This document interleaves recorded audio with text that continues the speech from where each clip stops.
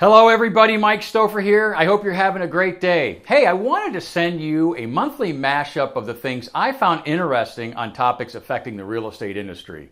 I stood here and read them, spliced them down, edited them all up, trying to keep it as fast as possible. It's uneven, but I wanted it fast. I posted the articles below for your reference.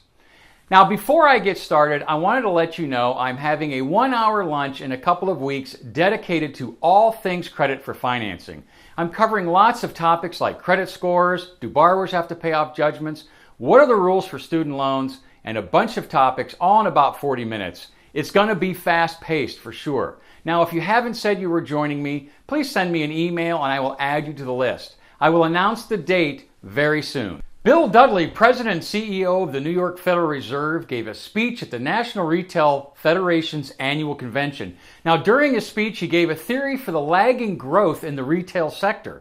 He said that auto sales have been growing, that credit card usage has been increasing, and that the big reason why retail was sluggish was because homeowners were not tapping their home equity.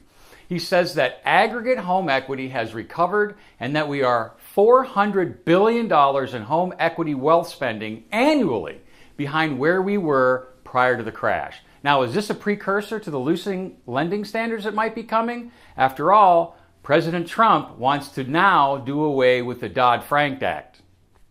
Here are 9 tips for sellers according to Realty Times. Always be show ready, make a solid first impression by having the outside of the house tight, declutter and depersonalize, say no to expensive upgrades, doing some painting, making minor repairs, and replacing hard work are the best ideas.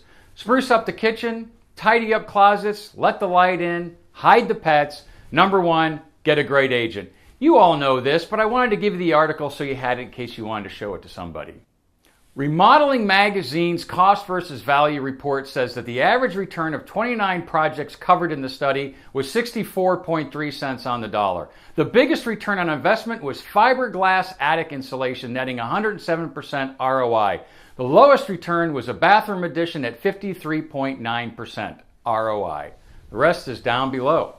Now, President Trump pulled out of the TPP, which was a multiple country trade deal. He wants to renegotiate NAFTA. He wants to bring manufacturing back to the States, which means jobs to the Midwest, our area. Let's hope he's able to do it. Home inspectors are using infrared cameras and turning up all kinds of defects as a result. The cameras show heat or lack thereof, determine if ceiling stains are active, revealing collapsed glass, tiled shower leaks, insulation problems, and a bunch of other defects. Got deals falling through? Well, don't feel alone. Nationally, according to Trulia fourth quarter 2016 data, DFTs have increased to 4.3%, up from 1.4% from the fourth quarter 2014.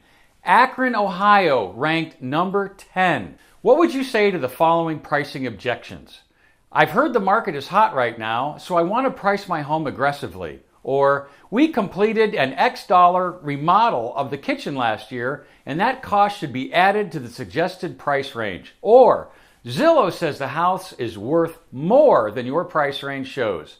To see the answers to those and other pricing objections, see below. Now, everybody is using social media today, and realtors, of course, are no different. Number 1 for realtors, 91% of all agents use Facebook, followed by LinkedIn and others, with Snapchat coming in last. For some really interesting data, be sure to click on the link below.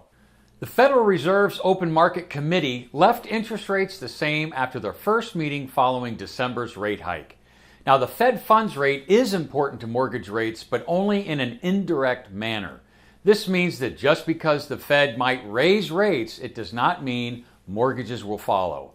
Mortgage rates track the 10-year Treasury note, which is more directly tied to macroeconomic data as well as market sentiment. Now, speaking of rates, the Congressional Budget Office released their forecast for a basket of federal interest rates over the coming years. Of course, they have rates slowly rising, but that does not mean it will happen. Rates are data dependent, but I thought it was very interesting. Now, I'll be doing a video related just to interest rates and my thoughts on them in the future. That's all for now. I hope you found this useful, and remember to call me for all your clients' financing needs.